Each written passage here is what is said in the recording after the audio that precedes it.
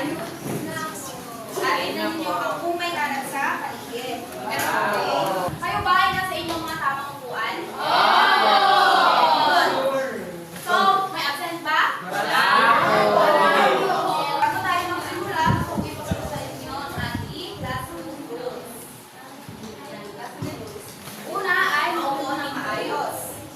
Pangalawa, itaas ang inyong kamay kung may nais kayong sabihin or may nais kayong itanong. Makinig kayo mabuti. Pang-apat, magtulungan kayo sa mga gawain na ibibigay ko. At irespeto ninyo ang bawat isa. Pang-lima, sumunod kayo sa instructions ng mabuti. Kaya makinig kayo mabuti. Naiintindihan niyo ba, mga bata? Very good. Sino nakakaalala sa ating last lesson? Lesson yan. Very good. Correct. So, anong type ng preservation ang paggawa ng kimchi? Itaasin yung inyong kamay.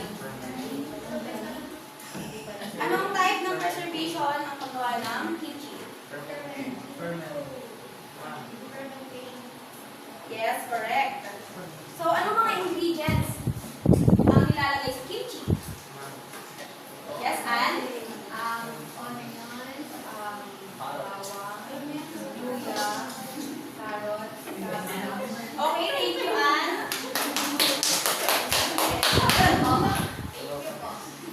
So, excellence. Looks like you really listen well sa ating last topic.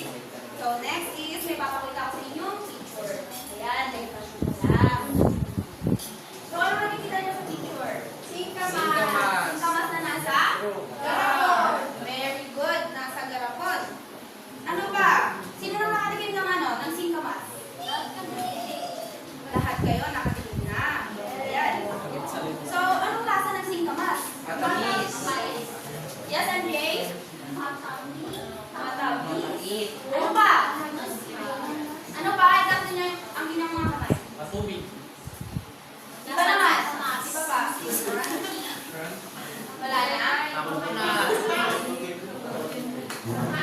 Ano pa? Matamis.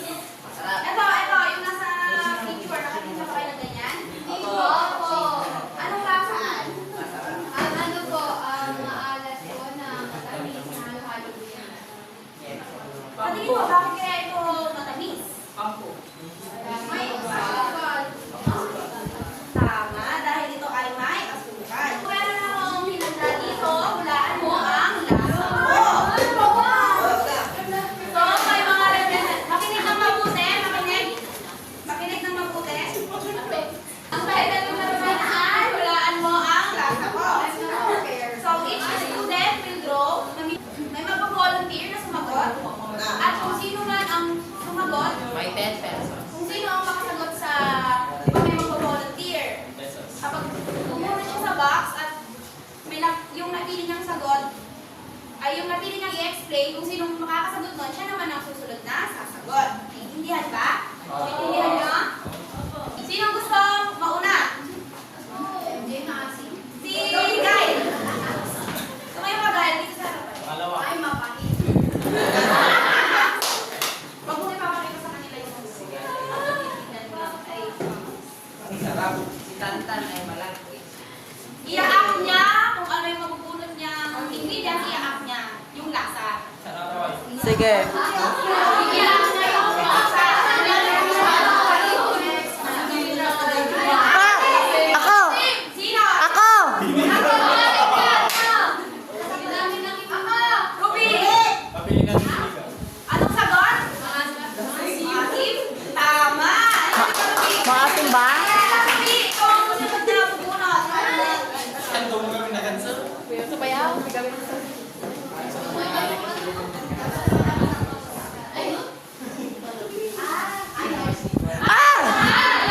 Banji? Maanghang. Maanghang. Anong kwan yun? Yung ano, yung... Sili? Black pepper. Sabihin niyo, ano to? Capsicum. Maanghang, tama, maanghang. Capsicum. Pepper? Tama, bawang. Halika to, Banji.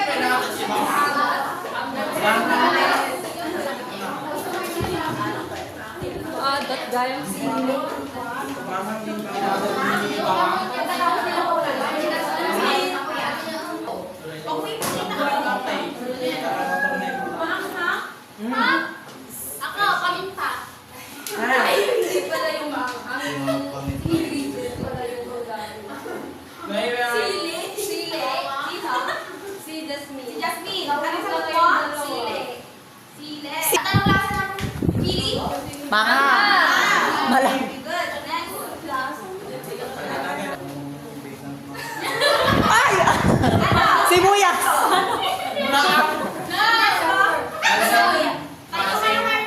Oh. Ah! Sibuyas. Ah! Ah!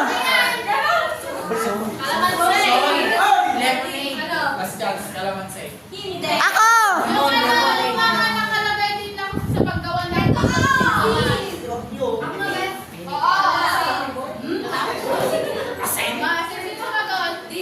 Ha? Asin? Asin? At anong lasa ng asin? Dapat gano'n ano?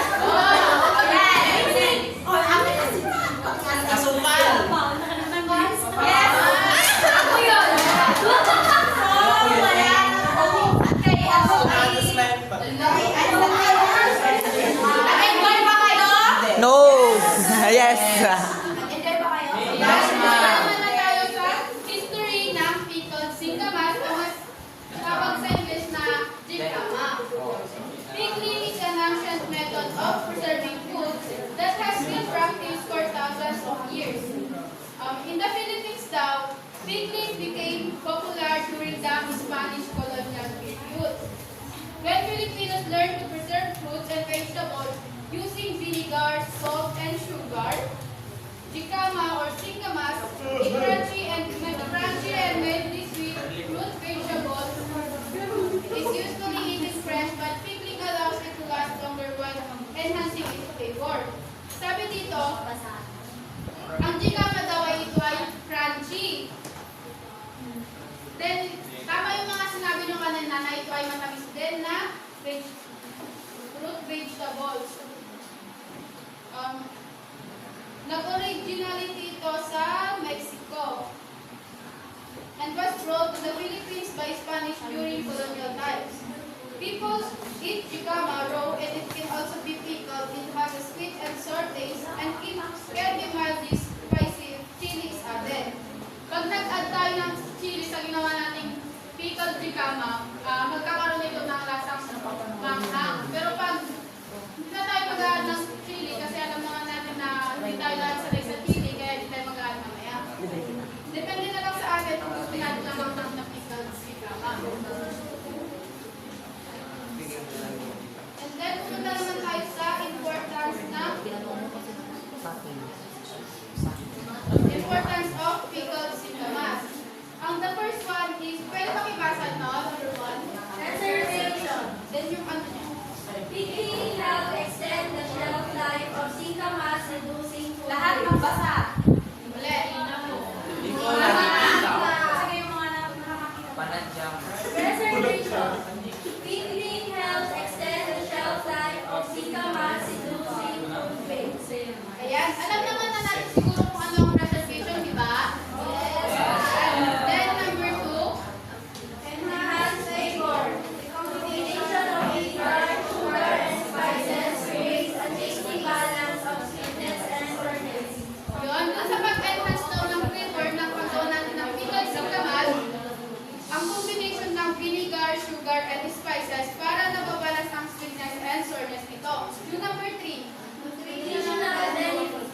Singkamas is rich in fiber and vitamin C, making it a healthy snack. Oh, yan. Ngayon alam nyo na healthy snack ang jicama. Lagi na kayo kumain ng jicama. Then number 4. Easy preparation. It requires only a few ingredients and can be made at home without complicated steps. Yan, madali lang gawin ang pickled jicama. Kaya mamaya pag gagawa tayo, dapat ikaw gumawa lahat para alam ang procedure. Then number 5.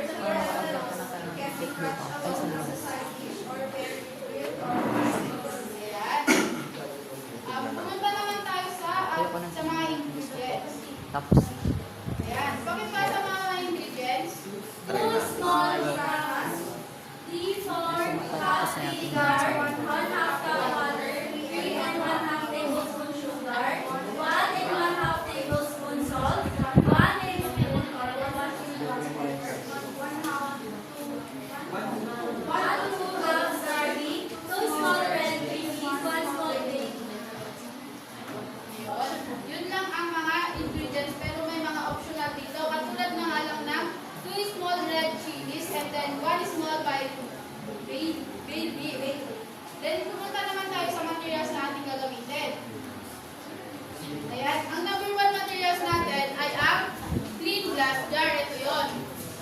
And then next,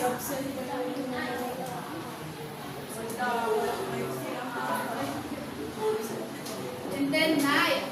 Ang ikatlo is chopping board. Alam naman natin siguro ang mga ito, di ba? And then number 4, bowl. Then 5, spoon. 6, measuring cup. May measuring cup ba kayo nadala lahat? Yes, ma'am. Yan, very good. And then garbage bag. Yes, ma'am. May dala din ba kayong pot holder? Yes, ma'am. Saucepan. Yes, ma'am. Meron ba kayong dalang saucepan? Sumagot ang lahat kung meron. Yan, yung last is ladle. Kung mas tinatawag na sandok. Meron ba? Yes, ma'am. Ayan. Pumunta naman tayo sa procedures in making pickled jicama. Number 1, need natin i-prepare lahat ng ingredients and materials. Number 2, kailangan hugasan muna ang singkamas. And then number 3, peel and slice the singkamas into thin strips or cubes. Slice the garlic in half. And then number 4, in a saucepan, combine vinegar, water, sugar, salt, and pepper. Number 5, bring the mixture to a simmer 5 to 7 minutes, stirring until the sugar and salt dissolve. Number 6, remove from heat and let it cool slightly. Number 7, place the sliced jicama and garlic into a clean glass jar. Number 8, pour the warm solution over the jicama, ensuring it is fully submerged. 9, close the jar tightly and let it cool to room temperature in 12 hours or refrigerate for at least 24 hours for the flavors to develop. The longer it sits, the more flavorful it becomes. And then, meron din tayong safety precautions. Ayan, pwede bang pakibasa ang ating safety precaution? Precaution. Number 1. Wash the ingredients, materials, and hands properly to avoid contamination. Number 2. Be careful in using knife and handling the glass jar. Number 3. Be careful in handling hot saucepan and the stove. 4. Use pot holder in handling hot saucepan or stove. Ayan. And then, may reminder din tayo dito nakalagay. Pag gumagawa tayo ng pickled jicama, pag refrigerated na yung jicama into 2-3 months, if properly stored in a jar and always submerged in the brine. Mas maganda ang gawin natin pag gumawa tayo ng pickled jicama, dapat ito ay naka-refrigerate para mas tatagal siya. Pag hindi kasi, umaabot lang siya sa mga ilang araw lang. Ayan. And then, naroon na ba ang lahat? Naiintindihan ba lahat? Katulad ng mga precautions natin, mga kailangan na materials? Ayan. May tanong po ba kayo? Wala po.